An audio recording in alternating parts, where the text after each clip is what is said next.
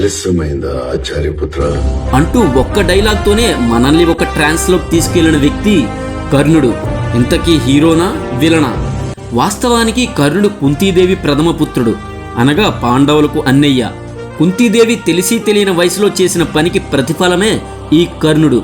కర్ణుడు గొప్ప ధైర్యశాలి, దానశీలి, త్యాగశీలి అయినప్పటికీ, యోగ్యతా సామర్థ్యం ఉన్నప్పటికీ జన్మరహస్యరీత్యా మరుగున పడి ఎన్నో అవమానాలను, ఆటుపోట్లను ఎదుర్కొని నిల్చున్నప్పటికీ కర్మ ఫలితం కారణంగానే దుర్యోధనుడి వైపు చేరాడే గాని అతన్ని మించిన మహావీరుణ్ణి నేనెన్నడూ చూడలేదు అంటూ స్వయంగా ఆ శ్రీకృష్ణ భగవానుడే అర్జునుడికి ఎన్నోసార్లు చెప్పడం జరిగింది.